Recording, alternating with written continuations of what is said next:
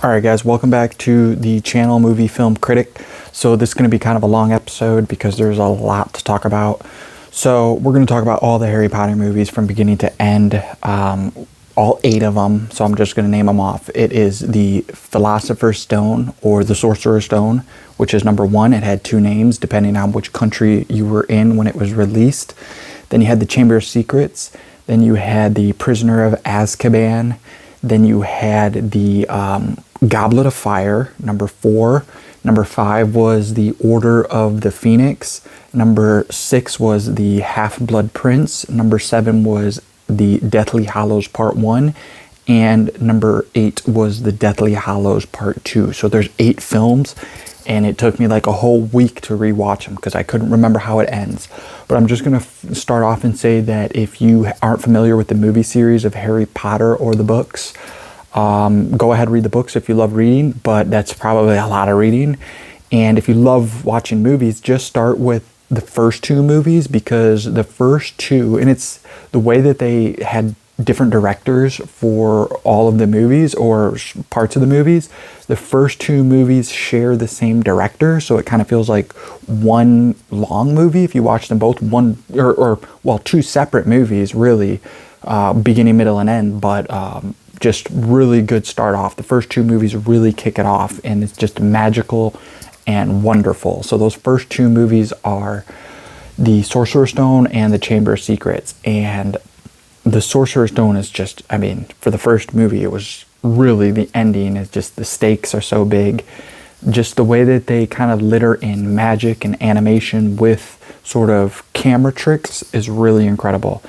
And then number 2, Chamber of Secrets, just the way that the stakes kind of get risen up and just the way that it ends is one of my probably favorite of all the films. Number 2 is just, the ending is just incredible because it feels like a mystery. That one really feels like a mystery.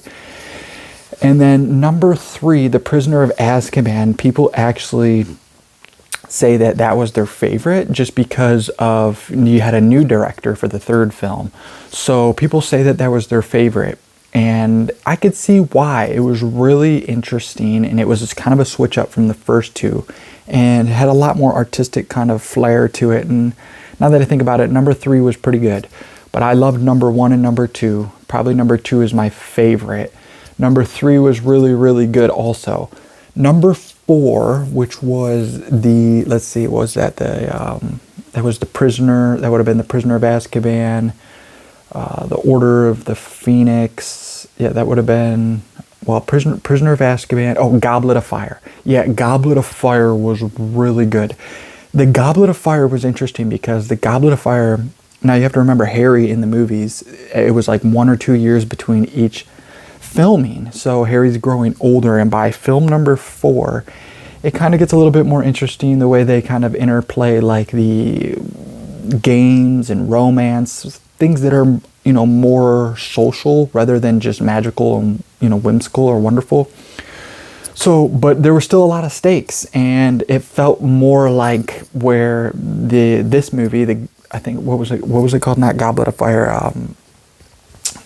Gosh, it's always on the tip of my tongue. Goblet of Fire. I keep forgetting. Not Goblet of Fire. I always forget them. I always forget what it's called. I have a short term thinking of all the names on the top of my head. But the tournament. There's like a tournament that goes on. I gotta cut this. All right, I'm back. Yeah, okay. Sorry, my brain. It's hard to think of 8 different movie titles all at once when you just watch them in a week. But yeah, Goblet of Fire is really, really cool and, you know, kind of scary at times. It kind of feels like really puts Harry's life on the line because he's kind of sucked into this tournament where he's not supposed to be in it because he's too young. So he's kind of like the younger person out of he's like a younger person, you know, interplayed with some of the older students. So it kind of pushes Harry's ability as a wizard and kind of as someone who's in this competition. Then the movie after that is called The Order of the Phoenix, and this is where the stakes get a little bit higher because I believe that it really starts to, you know, the danger in the movie gets kicked up a notch after film 4, or after film 4. And so or film 3. Film 4, which is the Order of the Phoenix, Harry has to like kind of get together with the other wizards and train them, kind of start like a kind of underground army, I guess that's the way to put it. So 4 and 5 are kind of like, there's so much different stuff going on, it's kind of hard to remember everything about them.